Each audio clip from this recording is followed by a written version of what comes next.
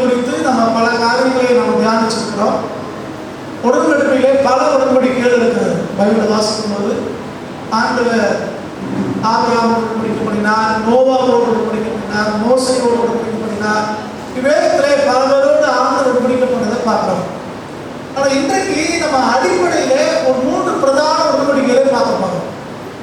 முதல் உடன்படிக்கை ஆண்டவர் ஆபிரகாமோடு பண்ண ஒரு உடன்படிக்கையும், அந்த உடன்படிக்கையை மோசே மூலமாய் ஆண்டவர் சீனாய் மலையில உறுதிப்படுத்தினதையும், அந்த உடன்படிக்கையை நம்முடைய ஆண்டவர் கல்வாரி மலையிலே புதுப்பிச்சதையும் நம்ம இன்னைக்கு பார்க்க போறோம்.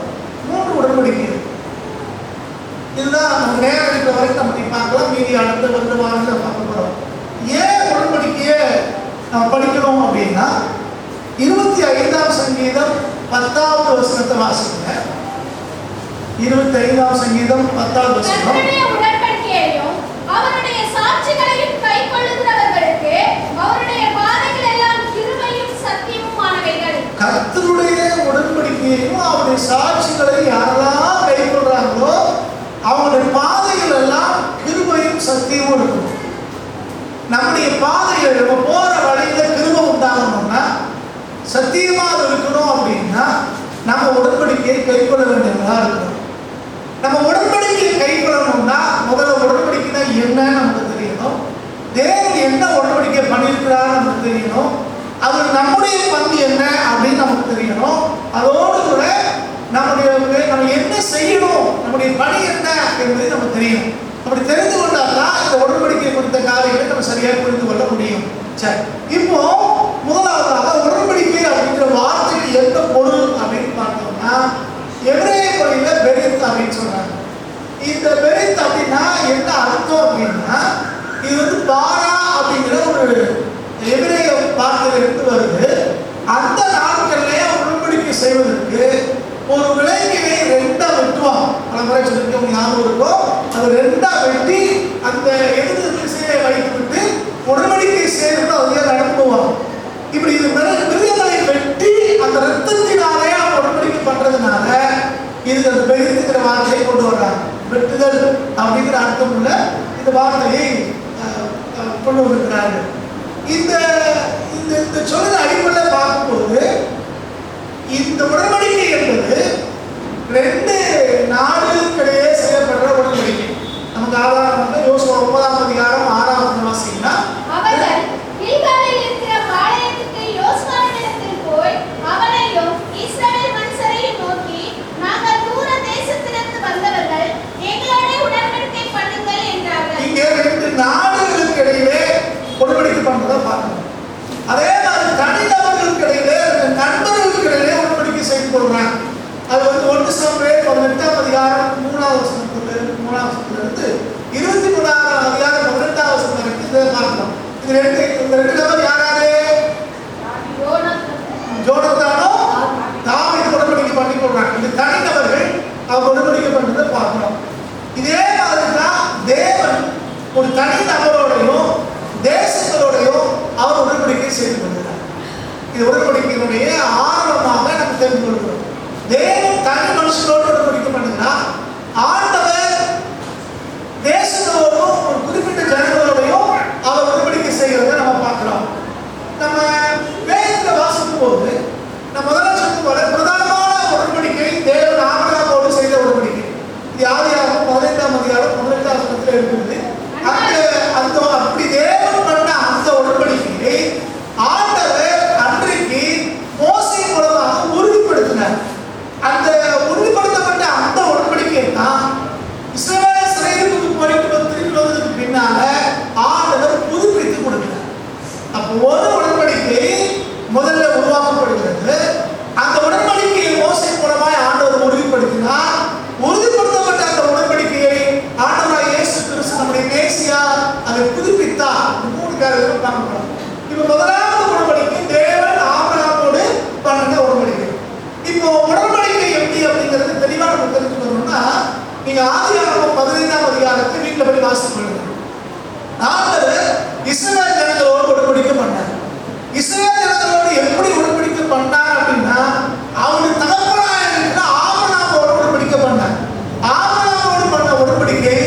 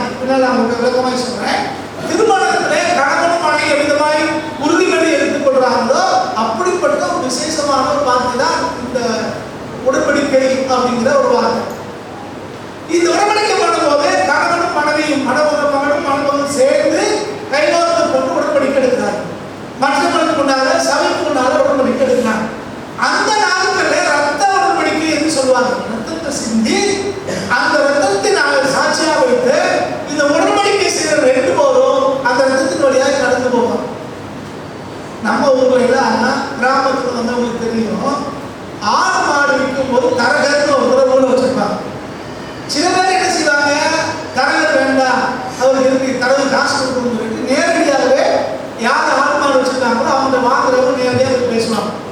அப்படி பேசும்போது இவ்வளவு ரூபா அப்படின்னு பேசி முடிச்சாச்சுன்னா இப்ப அந்த ரூபாயை கொடுத்துட்டு அந்த ஆட்டையோ மாட்டையோ அவங்க சில நேரங்கள்ல கிராமங்கள்ல ரூபா கொண்டு மாட்டாங்க, ஏன்னா பாதுகாப்பு கிடையாது. ஊரா நாங்க மாடுகளை பார்த்துட்டே வர்றோம், நல்ல காசு கொண்டு வரல. இப்ப நாங்க கூட உறுதி பண்ணிட்டு, அதாவது உடன்படிக்கை செஞ்சுட்டு நாங்க போய் இந்த தேதியில அடுத்த நாள் கழிச்சு திரும்ப நாங்க படத்தை வந்து கொடுத்துட்டு உங்கள்கிட்ட ஆட்டையோ மாட்டையோ வாங்க அவங்களுக்கு போறோம்னு சொல்லுவாங்க. அப்போ இது உறுதிப்படுத்துற அடையாளமா என்ன செய்வாங்கன்னா, ஒரு சின்ன குச்சி அந்த கூடை ஏதாவது அந்த கடை எடுத்து அதை ஒடிச்சு அவங்கள்ட்ட கொடுப்பாங்க. இது சாட்சியா அவங்க கொடுக்குறோம் அப்படின்னு.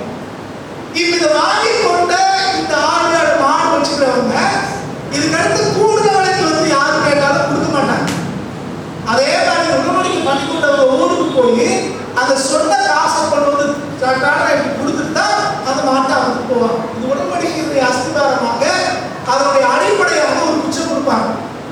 இந்த நாட்களில் என்ன செய்யறாங்க அப்படின்னா பணம் கொடுத்தாங்க, அட்வான்ஸ் கொடுக்குறோம் அப்படின்னு பணம் கொடுக்குறோம் இல்லையா.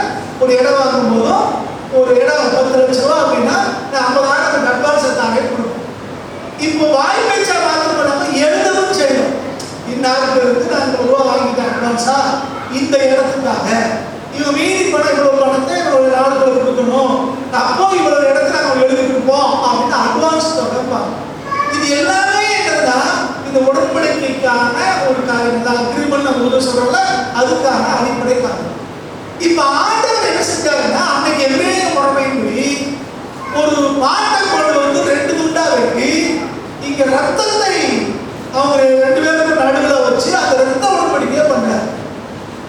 அந்த நாட்கள் என்ன செய்வாங்கன்னா, அந்த வெட்டப்பட்ட அந்த மாட்டையோ ஆட்டையோ அந்த 2 துண்டங்களையும் பிரிச்சு வைப்பாங்க. ரத்தம் நடுவுல வர்ற மாதிரி வெட்டப்பட்ட பகுதி நடுவுல இருக்கிற மாதிரி அதை பிரிச்சு வச்சிருவாங்க. பிரிச்சு வச்சதுக்கு பிறகு இந்த உடன்படிக்கை செய்து கொள்றவங்க 2 பேரும் என்ன பேசுறாங்களோ அதை பேசி உறுதிப்படுத்திட்டு, நான் என்ன செய்யணும் நீங்க என்ன செய்யணும் பேசி முடிவு பண்ணிட்டு 2 பேரும் கையில பிடிச்சிட்டு இந்த வெட்டப்பட்ட இந்த மாட்டு துண்டத்தின் வழியாக கடந்து போகும். ரத்தத்தை வீழ்ச்சி ரத்த சாட்சியாக கடந்து போவாங்க. இப்படி கடந்து போயிட்டாங்கன்னா அவங்க 2 பேரும் பேசி சம்மதிச்சதாகிறது உறுதிப்படுத்தப்படுது. முதல் காரியம் அது உறுதியாயிடுச்சு. 2வது காரியம் என்னன்னா, இந்த ரத்த சாட்சியாக செய்த இந்த காரியத்தை அவங்க மீறணும். அவங்க மீறினாங்கன்னா யார் மீறினாங்களோ அவங்க இந்த மாற்ற மாதிரி அவங்க வெட்டப்படும். இவ்வளவு ஆபத்தானது பாருங்க. உடன்படிக்கை மீறினா என்ன ஆகணும், இந்த மாதிரி அவங்க கொலை செய்யப்படணும் என்று அவங்க தீர்மானித்து கொடுப்பாங்க. இதான் முறை. சரி, இப்போ இந்த ஆதியாகமம் 15வது அதிகாரத்தில் வாசிக்கும் போது இப்ப உடன்படிக்கை செய்து கொண்டது யாரு? ஆபிரகாமும் ஆண்டவர். ஆண்டவர் வந்து ஆபிரகாமோட செய்யறாரு. நம்ம ஆண்டவரே சொன்னார், ஆபிரகாம் போய் மாட்டை கொண்டு வா, அதை 2 துண்டா வெட்டி வை அப்படின்னு சொல்லிட்டாரு. அப்ப இப்ப அந்த 2 துண்டத்துல வழியா யார் கடந்து போகணும்? ஆபிரகாமும் ஆண்டவரும் கடந்து போகணும். ஆனா இங்க ஆதியாகமம் என்ன வாசிக்கிறோம்னா, ஆண்டவரே ஆபிரகாமுக்கு அயர்ந்த நித்திரையை வரணும். இப்ப ஆபிரகாம் நல்லா தூங்குறாரு, அயர்ந்து தூங்குறாரு. இப்ப வெட்டப்பட்ட 2 துண்டங்கள் வழியாய் அங்கே மேகம் இறங்கி வருகிறது, அக்கினியாக இறங்கி வருகிறது. அதன் வழியாய் ஆண்டவர் கடந்து ஆண்டவர் மேக ஸ்தம்பத்திலேயே அக்னி ஸ்தம்பத்தில் வருகிற ஆண்டவர் இப்ப அவர் அந்த வழியாய் கடந்து போறார். இப்போ ஆபிரகாம் கடந்து போறார். இப்போ ஆண்டவர் பொதுவா ஒரு டயத்துல அவர் மேக ஸ்தம்பத்திலேயோ அக்னி ஸ்தம்பத்திலேயோ வெளிப்படுவார்.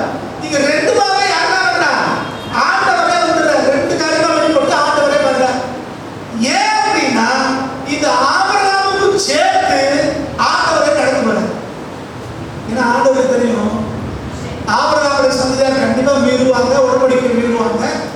அப்ப அவங்க இந்த மாதிரி கொலை செய்யப்படணும், வெட்டப்படணும் அப்படின்றதுனால ஆண்டவர் ஆபிரகாமுக்கு நித்திரையை வர பண்ணிட்டு ஆபிரகாமுக்கு சேர்த்து இவரே கடந்து. இதைத்தான் நம்ம கல்வாரி சிலுவையிலே பார்க்கணும். ஆபிரகாமுடைய சந்ததியார் திரும்ப உடன்படிக்கை மீறினபடினாலே ஆண்டவர் கல்வாரி சிலுவையிலே தம்முடைய சரீரம் அந்த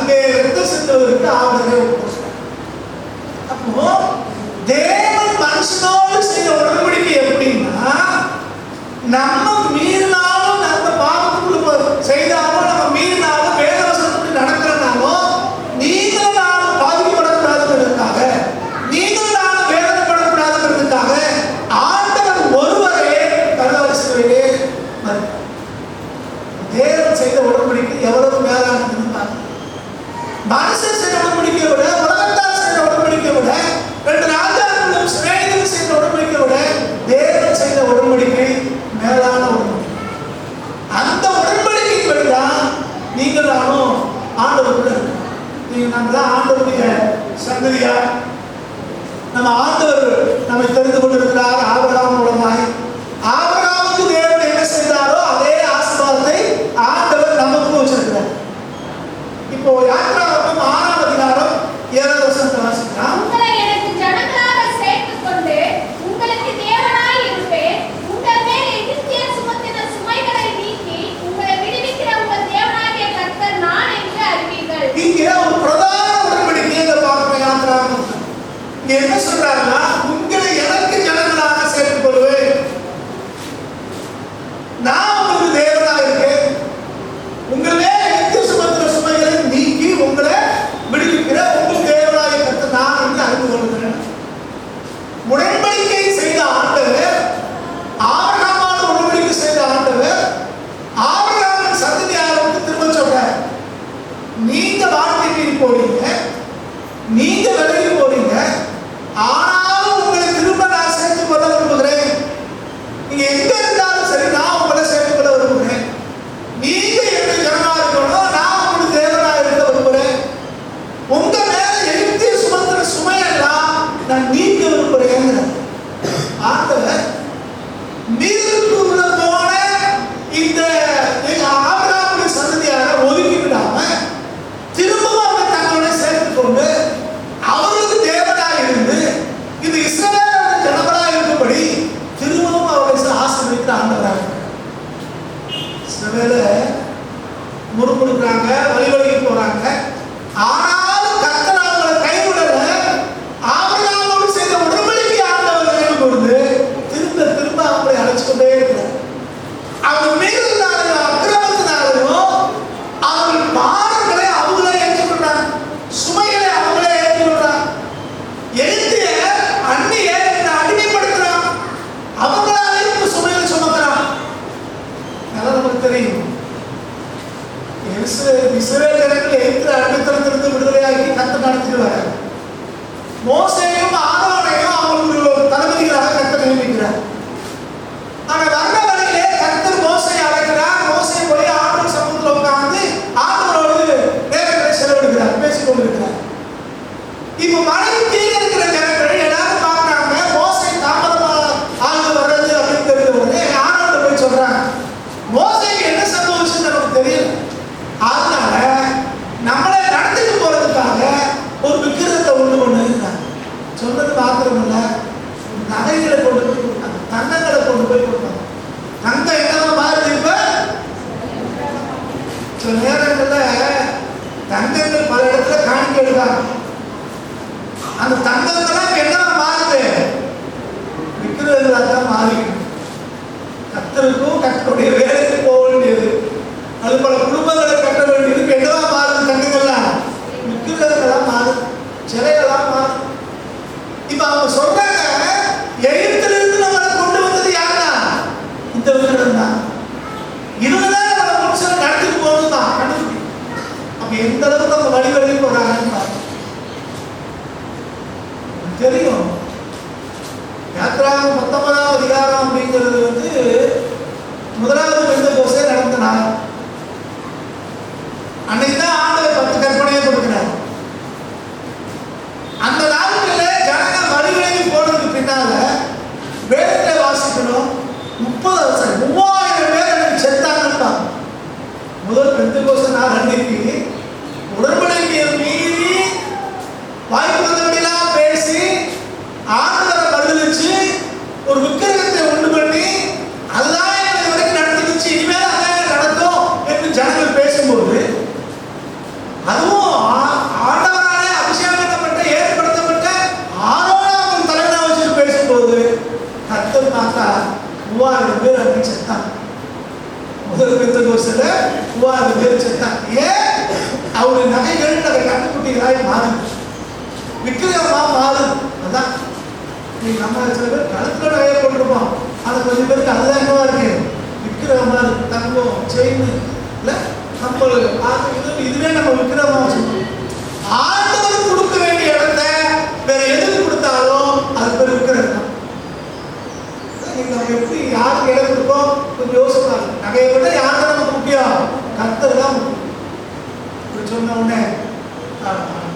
பாஸ்போர்ட் நகைலாம் கட்டு வந்து காணிக்கப்பட்ட போடுங்க அப்படின்னு சொல்லிடுவாரோ அப்படின்னு யோசிக்காதீங்க. அப்படின்னு சொல்ல பாருங்க. புரிந்து கொள்ளுங்க. முக்கியத்துவம் யாருக்கு தான் கொடுக்கணும்? கர்த்தருக்கு தான். அதான் நமக்கு முக்கியம். இதே நேரத்தில் புதிய பாடல வாசிங்கன்னா அங்கே நம்ம புதிய பாடலுடைய முதலாவது பெந்தெகோஸ்தே ஒரே நாள்ல 3000 பேர் ரட்சிக்கப்படுறாங்க. ஆண்டவர் வர்றாங்க. இங்க 3000 பேர் சாந்தாங்க, அங்க 3000 பேர் ரட்சிக்கப்படுறதுக்குள்ள வர்றாங்க. நம்ம எப்படி இருக்கிறோம்? கொஞ்சம் ஆராய்ச்சி. சரி, இப்போ தேவன் உடன்படிக்கை பண்ண இந்த உடன்படிக்கை தேவன் ஏற்படுத்தினாரு. ஆண்டவர் அன்னைக்கு ஆபிரகாமோடு உடன்படிக்கை பண்ணா, மோசே மூலமாய் அதை உறுதிப்படுத்தினா, ஆண்டவர் மூலமாய் அதை ஆண்டவருக்கு புதுப்பித்தார் அப்படின்னு பார்க்கணும். இந்த முதலாவது உடன்படிக்கையை ஆபிரகாமோடு உடன்படிக்கையை நம்ம பார்க்கணும்.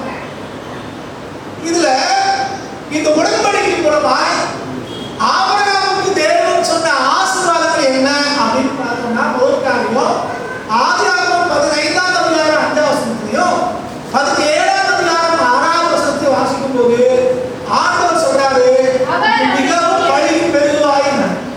ஆண்டவர் முதல்ல உடன்படிக்கையில ஆபிரகாமுக்கு பண்ண ஆசீர்வாதம் என்னது? பழுகி பெருகுவாங்க.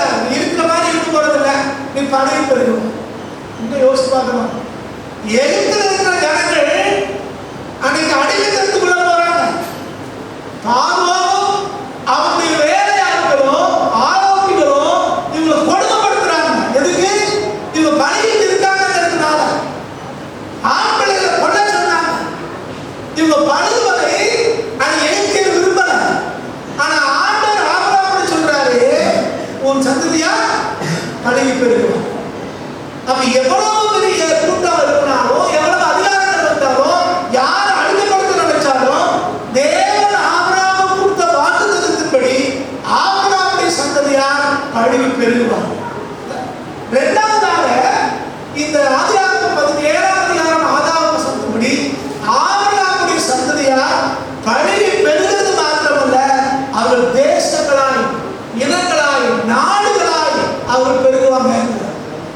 ஆபிரகாம் குழந்தை இல்லாத போது கர்த்தர் அவரோடு பேசுகிறார். ஆபிரகாமுக்கு குழந்தை இல்லை. தேவன் சொன்னார், உன்னுடைய சந்ததியா வானத்து நட்சத்திரத்தை போல, கடற்கரை மணலை போல பழுகி பெருகுவாங்க, அவங்க தேசங்களாய் மாறுவாங்க. உடன்படிக்கிற விசேஷங்களா தான்.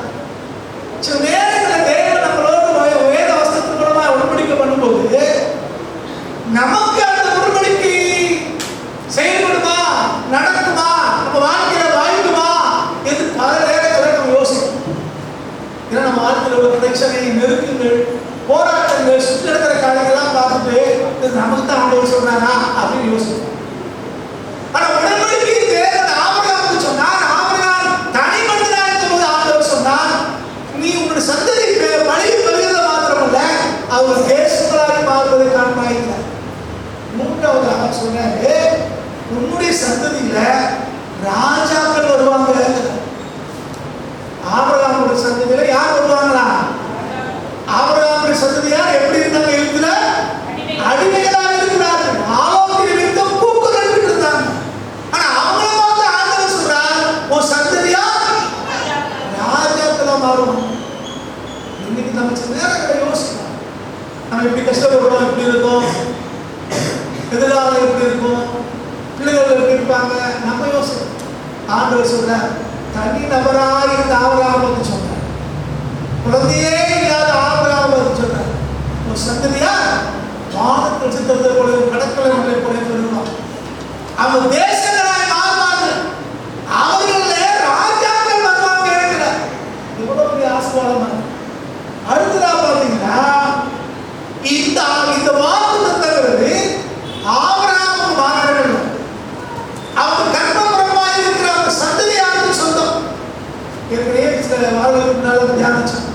அது வாக்குத்தத்தங்களா நமக்கு மாத்திரம் இல்லை, நம்ம சந்ததியாருக்கு சொந்தம். அப்போஸ்தலர்களில் ஆண்டவரே சொன்னார், வாக்குத்தத்தமானது உங்களுக்கும் உங்களுடைய பிள்ளைகளுக்கும் உங்களுடைய சந்ததியாருக்கும் தூரத்திலிருந்து வரவழைக்கிற யாவருக்கும். வாக்குத்தத்தங்கிறது கர்த்தர் நமக்கு மாத்திரம் கொடுக்கிறது, நம்முடைய சந்ததியாருக்கும் ஆண்டவர் கொடுக்கிறார், நம்ம பிள்ளைகளுக்கும்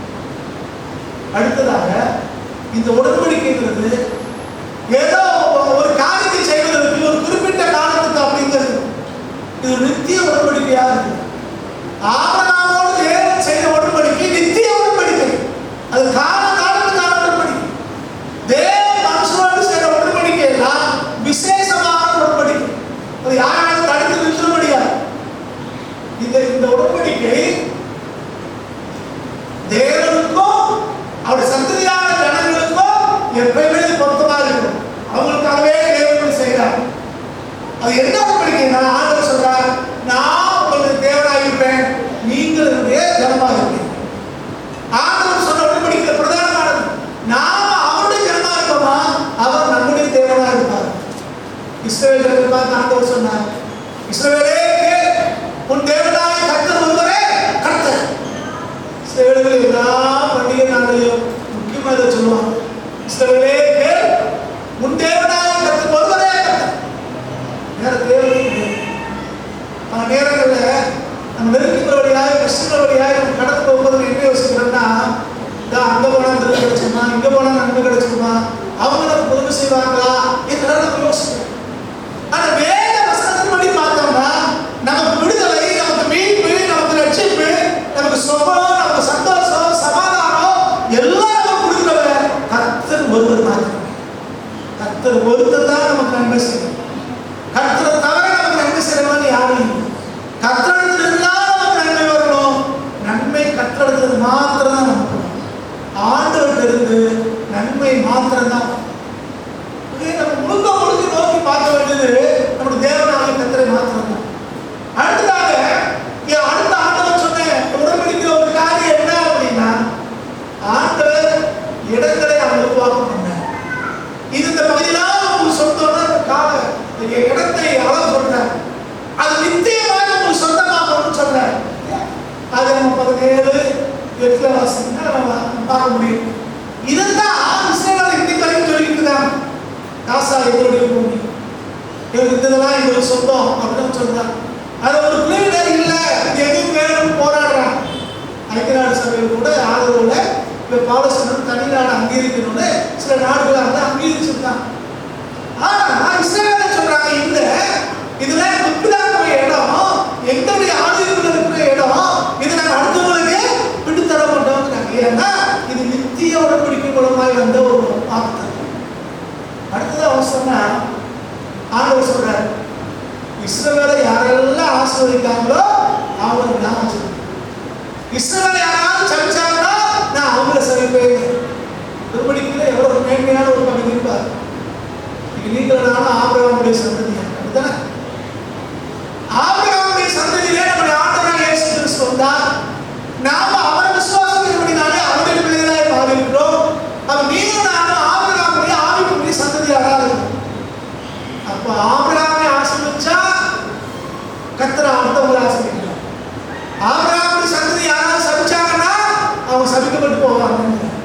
அப்ப நம்ம வாழ்க்கையில் எடுத்துட்டாலும் நம்ம ஆவிக்குரிய ஆபிரகாமுடைய சந்ததியா இருக்கும் போது நம்மள ஒருத்தர் ஆசீர்வதிச்சாங்கன்னா அவங்க என்ன உண்டாகும்?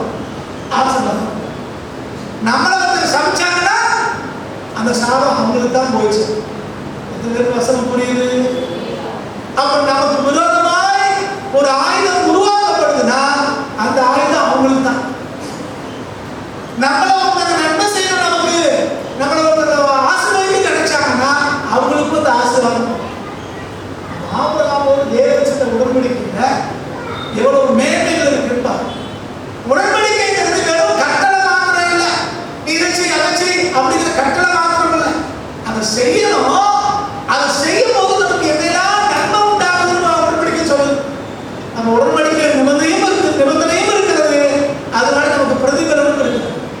அப்ப இதுவரை நம்ம பார்த்தது எல்லாமே தேவன் நமக்கு கொடுக்கிற ஆசீர்வாதங்களை நம்ம பார்க்கணும். ஆனா அதே நேரத்துல நம்ம என்ன செய்யணும்? அதுக்கு ஆபிரகாமுடைய சந்ததியாருக்கு தேவன் என்ன கட்டளை கொடுத்தார்? இந்த உடன்படிக்கை நிறைவேற்ற என்ன கட்டளை கொடுத்தார்? ரெண்டே காரியம் சொல்றார். முதல் காரியம் என்னன்னா, ஆண்டவர் மேல நம்பிக்கை விசுவாசத்தை வச்சு அவருடைய கட்டளைகளை கைக்கொள்ளணும். அது உடன்படிக்கை கீழ்ப்படிந்து அதை கைக்கொள்ளணும். ஒரே ஒரு நிபந்தனை தான் பிரதான நிபந்தனை. ஆபிரகாமுடைய சந்ததியார் ஆண்டவருடைய வார்த்தை மீது நம்பிக்கையை விசுவாசம் வச்சு அவர் உடன்படிக்கை கீழ்ப்படிச்சு நடக்கும். பேதுரு வாசிக்கிறோம், அவர் நம்முடைய இடத்தை கேட்கிறார். அவன் மேல விசுவாசம் வச்சு மனத்தாழ்மையால் நடந்து கொள்வது அல்லவா? அதை தொடர்ந்து ஆண்டவர் கேட்கிறார். நம்மளுடைய ஆண்டவர் கேட்கறதெல்லாம் அவர் மேல விசுவாசம் வைக்கணும், அவரை சார்ந்து இருக்கணும், அதை உடன்படிக்கை கீழ்ப்படிச்சு நடக்கும். இதுதான் பிரதானமானது. இது எல்லாருக்கும் பொருள். தேவன் மேல நம்ம நம்பிக்கை விசுவாசத்தை வச்சு அவர் உடன்படிக்கை கீழ்ப்படுத்தி நீங்களா நடக்க ஆரம்பிச்சோம்னா ஆபிரகாம் என்ன சொன்னாரோ அது எல்லாம் நம்ம வாழ்க்கையில நிறைவேறும்.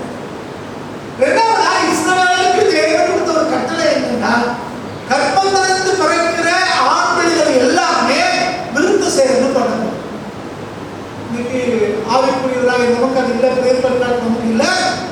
நமக்கு இருதயத்திலே இருந்து சேதனம் பண்ணணுங்கிற. ஆனா அவங்க சரீரத்திலே இருந்து சேதனம் பண்ணாங்க. அதுதான் இன்னைக்கு நம்ம இஸ்லாமிய சகோதரர்கள் செஞ்சுட்டு இருந்தாங்க.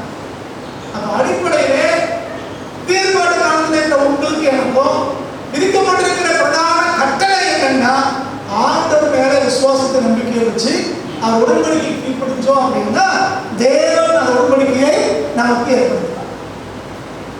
இப்ப நம்ம எல்லாம் தெரியும், கலாத்தியர் 3ஆம் அதிகாரம் 29ஆம் வசனத்தை வாசிக்கும். கலாத்தியர் 3:29. நீங்கள் கிறிஸ்துவினுடையவர்களானால் ஆபிரகாமின் சந்ததியராகவும் வாக்குத்தத்தத்தின்படி சுதந்திரராயிருக்கிறீர்கள். நம்ம ஆண்டவராகிய இயேசு கிறிஸ்துவை விசுவாசிச்சோம்னா நம்ம யாரை மாறணுமோ? முதல்ல ஆபிரகாமுடைய சந்ததியாராமா. தேவன் வாக்கு கொடுத்தபடி நம்முடைய சகல ஆசீர்வாதங்களுக்கும் நம்ம சொந்தக்காரங்களாகவும் அடிப்படை என்ன? ஆண்டவர் மேல நமக்கு நம்பிக்கை இருக்கா, நம்ம விசுவாசம் இருக்கா? பல நேரங்களில் நெருக்கங்களோ போராட்டங்களோ பிரச்சனைகளோ வராமல் இருக்கும்போது ஆண்டவர் மேல இருக்கிற நம்பிக்கையும் விசுவாசமும் நமக்கு குறைய ஆரம்பிக்கும். கர்த்தர் மேல நம்பிக்கை வைக்கிறது வந்து எதிரையோ நம்ம நம்ப ஆரம்பிக்கிறோம். அது நமக்கு ஆசீர்வாத குறைச்சலை கொண்டு வருது. யாரோ சொல்றாரு, எந்த சூழ்நிலையிலோ ஆண்டவர் மேல யார் விசுவாசமா இருக்காங்களோ அவர்கள் ஆபிரகாமுடைய சந்ததியாரை மாறுகிறார்கள். ஆண்டவருடைய வாக்குத்தத்தங்களுக்கு பங்காளிகளாக மாறுகிறார்கள். பிரச்சனையே என்னன்னா, நம்ம விசுவாசத்தை காட்டுறதுனா நம்ம விசுவாசமா இருக்கிறது தேவன் எதிர்பார்க்கிறார். ஆனா பல நேரங்களில் நம்முடைய விசுவாசத்தை குறைப்பதற்கு சாத்தான் எல்லா முயற்சிகளையும் மேற்கொள்ளும். சகோதரர்களை கொண்டு வரலாம், வியாதிகளை கொண்டு வரலாம், வேதத்தை கொண்டு வரலாம், பொருளாதார நெருக்கடிகளை கொண்டு வரலாம். ஏதோ சில பிரச்சனை வர ஆரம்பிச்ச உடனே நம்ம சோர்வு. ஆனா வேத வாக்கியத்தை பார்த்தோம்னா, கர்த்தர் மேல நீங்களும் நான் விசுவாசமா இருந்தோம்னா, நம்பிக்கையா இருந்தோம்னா, நம்ம ஆண்டவர் ஆபிரகாமுக்கு சொன்ன வாக்குத்தத்தங்களை அந்த உடன்படிக்கை நிமித்தமாய், நித்திய உடன்படிக்கை நிமித்தமாய் நம்ம வாழ்க்கையிலே ஆண்டவர் நிறைவேற்றுவார். சில காரியங்கள் பைபிள்ல நித்திய உடன்படிக்கை போட்டு அது நித்தியங்கிற வார்த்தையை பயன்படுத்தும். சில கட்டளைகளையும் வேதம் அப்படித்தான் சொல்லுது. ஆண்டவர் தசோபாவத்தை ஏற்படுத்தினார். அது எப்ப ஏற்படுத்தினார்? புரியுற மாதிரி சொன்னார். ஏற்பாடு அப்படின்னு வார்த்தை பைபிள் ரெண்டு பெரிய ஏற்பாடு, பழைய ஏற்பாடு, புதிய ஏற்பாடு அப்படின்னு சொன்னார். ஏற்பாடு என்னது? உடன்படிக்கை அர்த்தம். நம்ம ஊர்ல சொல்லுவோம், ஒரு ஃபங்க்ஷன் இருக்குன்னு வச்சுக்கோங்க. இன்னைக்கு முதலாவது ஆராதனை, முதல் ஆராதனை நம்ம என்ன கேட்போம்? சாப்பாடுக்கு ஏற்பாடு பண்ணிட்டீங்களா அப்படின்னு கேட்போம். ஏற்பாடு என்னது? யாரும் பேசி சாப்பாடு கொண்டு வர ரெடி பண்ணுறது, அது பேர் தான் என்னது? ஏற்பாடு. இதே மாதிரி பழைய ஏற்பாடுனா ஆண்டவர் பழைய ஏற்பாடுல அந்த நாட்களே பேசி அந்த ஆசீர்வாதத்துக்காக சில காரியங்களை செய்தார். அது பழைய ஏற்பாடு. புதிதாக தேவன் கல்வாரி சிலுவையிலே சில காரியங்களை செய்து நம்முடைய ஆசீர்வாதத்துக்காக சில வழிகளை செலுத்தி போயிருக்கார். புதிய ஏற்பாடு. ஏற்பாடு அப்படின்னா உடன்படிக்கை அப்படின்னா, பழைய உடன்படிக்கை புதிய உடன்படிக்கை அப்படின்னா இதை கவனிக்க வேண்டியது என்ன அப்படின்னா, ஆபிரகாமோடு செஞ்சது பழைய உடன்படிக்கை, கல்வாரி சிலுவையிலே ஆண்டவர் செய்தது புதிய உடன்படிக்கை. 1 கொரிந்தியர் 10ஆம் அதிகாரத்தை நம்ம வாசிப்போம் இல்லையா? திருவிழா ஆறாக நம்ம வாசிப்போம் இல்லையா? அப்ப ஆண்டவர் என்ன சொல்றாரு? இந்த ரத்தத்தினாலே உங்களோடு கூட புதிய உடன்படிக்கை செய்கிறேன். கல்வாரி சிலுவையிலே ஆண்டவர் செஞ்சதோ நம்மளோடு கூட புதிய உடன்படிக்கை, புதிய ஏற்பாடை செய்வது. சரி, இந்த பழைய ஏற்பாடுங்கிறது, பழைய உடன்படிக்கைங்கிறது ஆபிரகாம் காலத்தில் ஏற்படுத்தப்பட்டு மோசேயின் காலத்தில் உறுதிப்படுத்தப்பட்டது. மோசே அதை உறுதிப்படுத்தினார். 10 கட்டளைகளை உறுதிப்படுத்தினார். புதிய காலத்திலே ஆண்டவர் அதை புதுப்பிச்சு கொடுக்கிறார். இப்போ இந்த புதுப்பிக்கப்பட்ட உடன்படிக்கை குறித்து வாசிக்கிறதுக்கு முன்னால எரேமியா 31ஆம் அதிகாரம் 30 ஏசாயா 31ஆம் அதிகாரம் 31-34 வரை.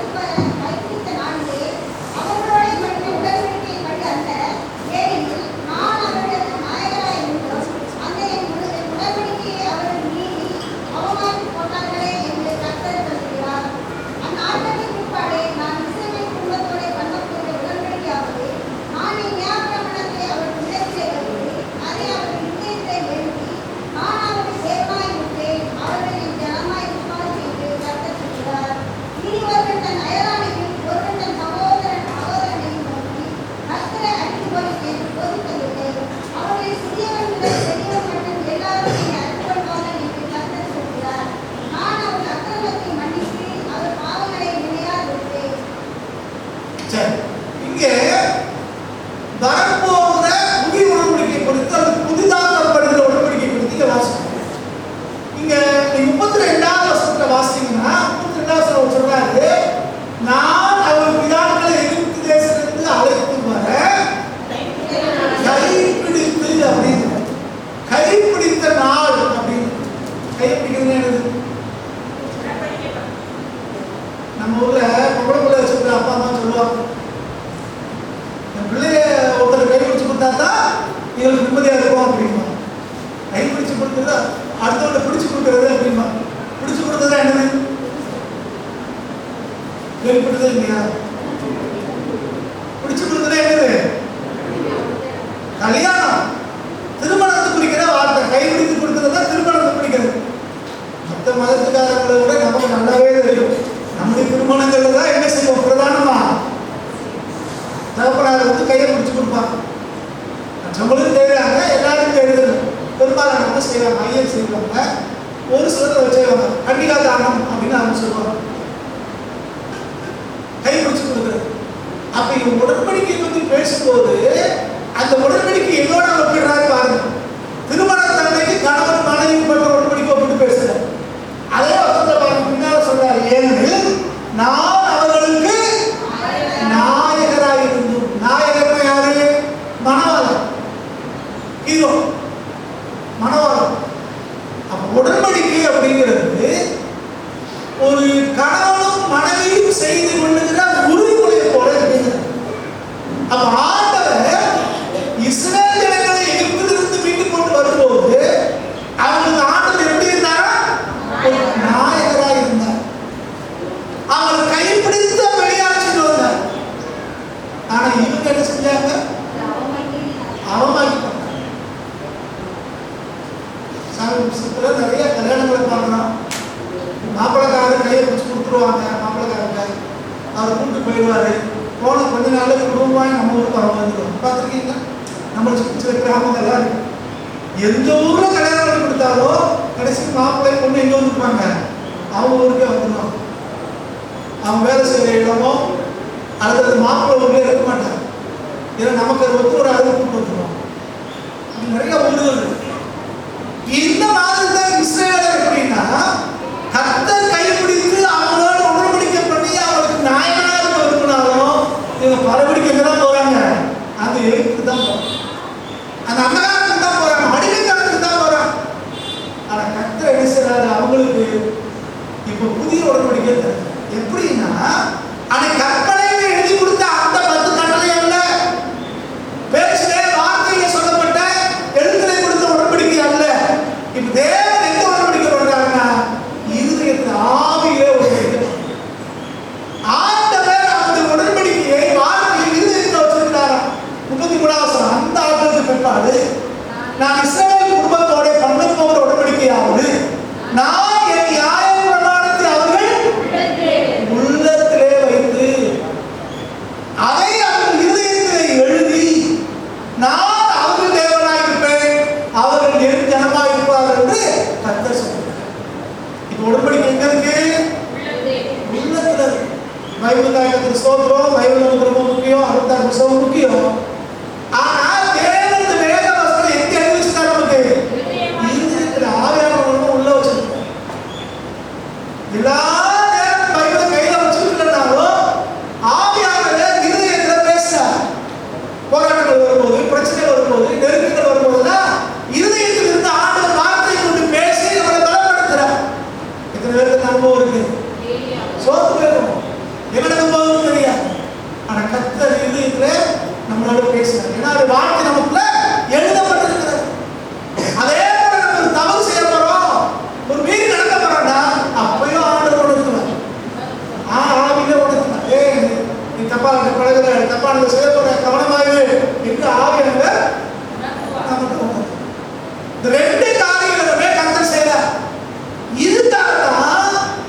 இன்னைக்கு கையில எழுதப்பட்ட கற்பனை அல்ல, அது புஸ்தகம் அல்ல, நியாயப்பிரமாணம் அல்லது வேத வசனம் எங்க எழுதப்பட்டிருக்கோம்?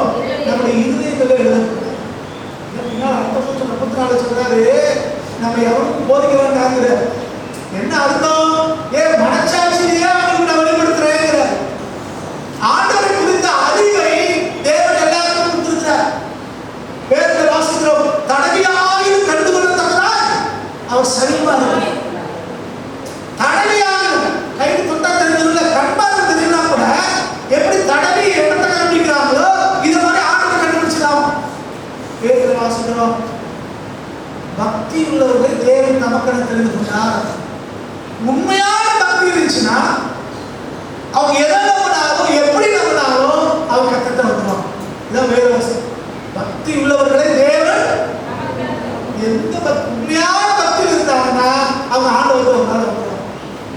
அப்படின்னா இப்படி பக்தி சொல்றதெல்லாம் பல நேரங்களில் கத்துட்டு வராமலே இருக்காங்கன்னா என்ன அர்த்தம்? இல்லை, ஒரு கேள்வி யாரா இருந்தாலும் தெரியும். அப்போ ஏன்னா இருதயத்திலே வேத வசனம் எழுதப்பட்டிருக்கிறது. தேவனுடைய ஆவியானவர் இருதயத்தில் இருக்கிறார். அவர் நமக்கு உணர்த்திட்டே இருப்பார், சரி தப்பு, இப்படி போகாத கத்த சொல்லு. இதுதான் ஆவியானவர் நடத்துறது நமக்கு வேணும்னு சொல்றோம். ஆவியானவர் விட்டு கொடுக்கணும்னு சொல்றோம். இதுதான் கத்தரை ஆராதிக்கணும்னு சொல்றோம். வசனத்தை வாசிக்கணும்னு சொல்றோம். ஆண்டவரை தேடணும்னு சொல்றோம். கத்தருக்கு முதலிடம் கொடுக்கணும்னு சொல்றோம். கத்தருக்கு முதலிடம் கொடுக்கிற காரியங்களை செஞ்சோம்னா நம்முடைய ஆவியிலே தேவன் மனதுனார். அதை செய்யவே இதை செய்யாம நம்ம இன்னொருத்த ஆலோசனை கொடுக்கணும் அவசியம். ஆனா பல நேரங்களில் நம்ம ஆவியானவருக்கு இடம் கொடுக்காதனால, வேதவசனம் முக்கியத்துவம் கொடுக்காதனால யாரு சொன்னாலும் கேட்கிறோம், எங்கேயோ போய் மாட்டோம். நம்ம காரணம்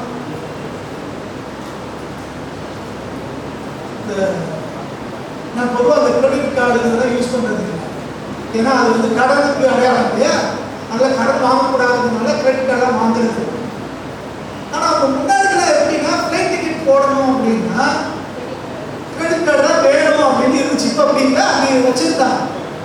அதனால் அடுத்தவங்ககிட்ட பேசுவோம், ஒரு கிரெடிட் கார்டு நம்மளை சொல்லுங்க, அந்த காசை நான் உங்களுக்கு அனுப்பிடுறேன் அப்படின்னு. அப்போ ஒரு தம்பி பார்த்தான் சால்த்தூரில், அவன் கிரெடிட் கார்டு ஏன்டே கொடுத்துட்டாங்க, நீங்கள் வச்சுக்கோங்க, இது பாஸ்வேர்டு, டிக்கெட் நீங்கள் போட்டுக்கோங்க, அது போட்டு முடிச்சுட்டு எவ்வளோ காசோ அதை அனுப்புங்க, குறைஞ்ச காசு எல்லாம் அனுப்ப கூட வேண்டாம், நானே கட்டிட்டேன் அப்படின்னு கொடுத்துட்டு போயிட்டான்.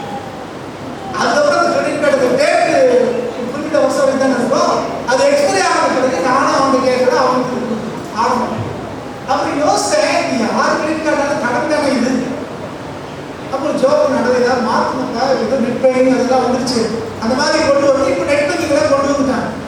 ஆனாலும் இப்போ நெட் பேங்கிங் நம்ம கொண்டு வந்தோம்னா நம்ம ரூபாயில தான் அனுப்ப வேண்டியதாக இருக்கும்.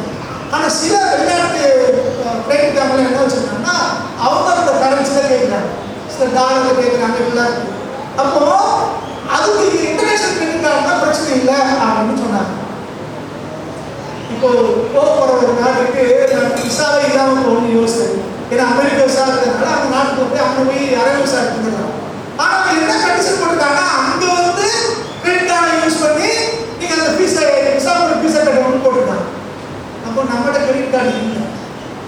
இந்த டயத்தில் பார்த்து ஒரு பேங்க்காக எங்கள் கான்டாக்ட் பண்ணிட்டு நுழைவு கட்டணம் கிடையாது, மாத கட்டணம் மறாந்திர கட்டணம் கிடையாது. நீங்கள் எவ்வளவு காசை செலவழிக்கிறீங்களோ அதை மாத்திரம் குறிப்பிட்ட நாட்கள் கட்டினால் போதும். அந்த மாதம் கடந்து போன கடைக்கு வட்டி கட்டணும். உங்களுக்கு இது கிரெடிட் கார்டை கொடுக்க நம்ம வாஞ்சியா இருக்கிறோம் அப்படின்னு நினைக்கிறோம். யோசிச்சு கடன் இல்லைங்க, ஃபீஸும் கிடையாது, இதை வாங்கிடலாம் அப்படின்னு சொல்லிட்டு சமையல் நினைக்கும் போது அவன் ஒரு அப்ளிகேஷன் அனுப்புறாங்க. அந்த அப்ளிகேஷன் உள்ள போன உடனே அது சொல்லுது, எங்க பேங்க்ல உங்களுக்கு அக்கௌண்ட் இருக்கா, அக்கௌண்ட் இல்லாத உடனே ஆரம்பிக்கும். கோயில்பட்டியில் இந்த பேங்க் இருக்கிறது, இதுக்கு மினிமம் பேலன்ஸ் 5000 ரூபா அப்படின்னு. அப்ப எதுக்கு தொந்தரவு வச்சுருக்காங்க பார்த்தீங்களா? எனக்கு உள்ள போகும்போதே ஆயிரம் வளர்த்துறாரு, இவங்க கார்டு வாங்கிறாரு, யாரும் சிக்கல். அப்போ உள்ள போனது நீங்க சுதாரிக்க அடுத்த வார்த்தை சொல்றேன், 5000 போட்டு அக்கௌண்ட் ஆரம்பிச்சிருங்க. அதுவும் நீங்க பேங்க் போக ஆன்லைன்லேயே ஆரம்பிச்சிடலாம். 5000 போட்டு பேங்க் அக்கௌண்ட் ஆரம்பிச்சீங்கன்னா உடனடியாக உங்களுக்கு கிரெடிட் கார்டு கிடைக்குது. அப்போ கிரெடிட் கார்டுக்கு ஃபீஸ் கிடையாதா, வட்டி கிடையாதா? அந்த சொல்லிட்டு நீங்க 5000 முதல்ல என்ன செய்யுங்க, பேங்க்ல நீங்க போட்டுருவீங்க. எவ்வளவு தொந்தரம் பார்த்தீங்களா? பார்த்தாரு, ஏதோ ஓசியா நன்மையை ஒன்று செய்ய போறாங்க அப்படின்னா பின்னால ஏதாவது ஒரு கொடுக்கு இருக்கும். கொடுக்குன்னா தெரியுங்களா? தேனை எடுத்து சேர்த்து வைக்கும் தேனி. நம்ம சரி தேன் சேர்த்து வைக்க நினைச்சா பின்னாடி நடக்கும் ஒரு கொடுக்கு இருக்கும். தேனை எடுத்து அதை என்ன செய்யும்? ஒரு கொடுக்கு. நீ நிறைய பேர் இருக்கா இலவசம் அதை செய்ய கவனமா இருக்கணும். பின்னால என்ன இருக்கும்? ஒரு ஸ்ட்ரிங்ஸ் இருக்கும். கவனம். ஆனா இது தப்பிக்கிறவனா நமக்கு என்ன தேவை? நமக்குள்ள இருந்து ஆவியானவர் பேசுறார். இதைத்தான் ஆண்டவர் இருதயங்களை எழுதி வச்சிருக்கிறாரு. அதை கேட்கிற உணர்வு நமக்கு இருக்கா? யோசிக்கணும். கடன் வாங்கக்கூடாதுன்னு யோசிக்கணும். ஆனா பிசாசு இருந்துச்சுன்னா அழகா வளைய விரிச்சு உள்ள ஒண்ணி கவுத்துருக்கான். பல நேரங்கள்ல நமக்கு ஆடம்பரங்களை காட்டி பிசாசு நம்மளை இருக்கு. சில நேரங்களில் அடுத்தவங்களை காட்டி அவங்க போல இருக்கிறவர்களையா காட்டி நம்மளை கவுத்து. சில நேரங்களில் ஈகோவை உருவாக்கி விட்டு அதை கவுத்து வருவாங்க. ஆண்டவராக இயேசு கிறிஸ்துவையே அவன் உச்சிக்கு கொண்டு போய் நிறுத்திட்டு சுத்தி காட்டி இதெல்லாம் வேணுமான்னு கேட்கிறான். யார? உலகத்தையே படைச்ச ஆண்டவர். நீங்களும் நானும் ஏமாத்துறோம். நம்மளுக்கு மேல கொண்டு போய் சுத்தி காட்டினா அவ்வளவுதான் என்ன ஆயிடும்? திருத்துக்கு போயிடுவோம். குரு நமகா அப்படி அப்படியே காலை வைத்து அது எச்சரிக்கை. தேவ வசனம் தேவ ஆவியான உள்ளத்துல இல்லைன்னா நம்ம ஏமாந்து. புதிய உடன்படிக்கையில அது புதுப்பிக்கப்பட்ட உடன்படிக்கையில தேவன் கண்ணில் எழுதி கொடுக்கல, நம்ம இருதயங்களில். உடன்படிக்கை பண்ணியிருக்கிறவர் யாரு? பாகிஸ்தான்காரங்க ஒரு வாரத்துக்கு முன்னால ஒரு அறிக்கை விட்டாங்க. எத்தனை பேர் கவனிச்சிருக்கீங்க? நாங்கள் இஸ்லாமிய நாடுகள்லாம் ஒன்று செஞ்சிருக்கோம். நாங்கள் ஒரு இஸ்லாமிய கூட்டமைப்பை உருவாக்கி இருக்கோம். எங்களுக்கு ஒன்றுனா இத்தனை நாடுகள் வந்து நிற்பாங்க. இங்கே இந்தியா வந்து பாரு, இந்தியாக்காரங்க எங்கள் மேலே வந்தீங்கன்னா உடனே அந்த நாடு உங்கள் மேலே குள்ள போட்டுருவோம் அப்படின்னு ஒரு வாய் கொடுப்பா பேசுவோம். பார்த்துருக்கீங்களா? அவங்க கூட உடன்படிக்கை பண்ணிருக்கிறது யாரு? இன்னொரு குட்டி நாடு. அதனால அவருக்கு என்ன தெரியுமா? இந்தியா பக்கத்தில் வர முடியாது. சாதாரண ஒரு சின்ன நாடு கூட உடன்படிக்கை பண்ணிச்சுன்னு அவனுக்கு அவ்வளவு தெரியும்னா, வானத்தையும் பூமியும் படைத்த சர்வ வல்லமையுள்ள தெய்வம், சர்வ வியாபியா இருக்கிறவர், சர்வ ஞானியா இருக்கிறவர், அவர் நம்ம கூட உடன்படிக்கை பண்ணியிருக்கிறாருன்னா நமக்கு எவ்வளவு தைரியம் வந்து யோசிக்கலாம். எவ்வளவு பலம் நமக்கு இருக்குன்னு யோசிக்கலாம். அவர் நம்ம கூட இருக்கிற அவசர நான் ஒரு தேவன், நீங்க எப்படி இருக்கணும் அப்படிங்கிற அவன் எந்த அளவுக்கு அவர் நம்ம நேசிக்கிறார், நம்மளை உயர்த்தி வைக்கிறார், நம்ம வாழ்க்கையில மேன்மையான காரியங்களை செய்ய விரும்புகிற ஆரம்பிக்கிறார். இந்த புதுப்பிக்கப்பட்ட உடன்படிக்கையை கொடுத்து வருகிற நாட்கள் நம்ம தியானிக்கலாம். இன்றைக்கு அடிப்படையில் ஒன்று புரிந்து கொள்வோம். நம்முடைய தேவன் உடன்படிக்கை என்ன? நம்முடைய கர்த்தர் நம்மளோடு உடன்படிக்கை செய்திருக்கிறார். நீங்கள் நான் உடன்படிக்கையின் பிள்ளைகள். தேவன் நம்மளோடு உடன்படிக்கை செய்திருக்கிறார். நீங்கள் நான் ஒருபோதும் கைவிடப்பட போவதே இல்லை. அவர் தம்முடைய உடன்படிக்கைப்படி நம்முடைய மீதுகளை, அக்கிரமங்களை, நம்முடைய எல்லா காரியங்களையும் அவர் ஏற்றுக்கொண்டு நமக்கு விடுதலையும் மேன்மையும் சோத்திரத்தையும் சந்தோஷத்தையும் உயர்வையும் மேன்மையும் நமக்கு வைத்திருக்கிறார். நம்ம அவர் மேல விசுவாசமா இருக்கும் போது அவர் நம்மை சரியாக ஜோமனுமா பெருவிலங்காக எழுந்திருக்கிறார். கர்த்தரை முழுக்க நோக்கி பாருங்க. நம்முடைய தேவன் மாறாதவர், அது வார்த்தைகளும் மாறாதவர். Thank you, Jesus. Thank you, Lord. Thank you, Lord. Thank you, Lord. Thank you, Lord. Thank you, Jesus. நம்ம வைக்க ஆராய்ச்சி பார்ப்போம். நம்முடைய தேவன் உடன்படிக்கை நம்மளோடு உடன்படிக்கை செய்திருக்கிறார். நம்முடைய புத்தியாவாகி ஆபிரகாமோடு உடன்படிக்கை செய்து மோசையின் மூலமாய் அதை உறுதிப்படுத்தி நம்முடைய ஆண்டவராக இயேசு கிறிஸ்து மூலமாய் அதை புதுப்பித்து நம்ம கொடுத்திருக்கிறவர். அந்த ஆண்டோட உடன்படிக்கை பிள்ளைகள் நின்றுகிறார். அப்படி வார்த்தையிலே நம்ம இறுதிகளிலே எழுதியிருக்கிறார். நம்மை அவர் உள்ளங்கையிலே வளர்ந்திருக்கிறார். அவர் நம்மை காண்கிறவர், கண்காணிக்கிறவர், நம்ம நடத்துகிறவர். அவருடைய கரங்களை அப்படியே போட்டுக்கிறோமா? எல்லாரும் உடன்படி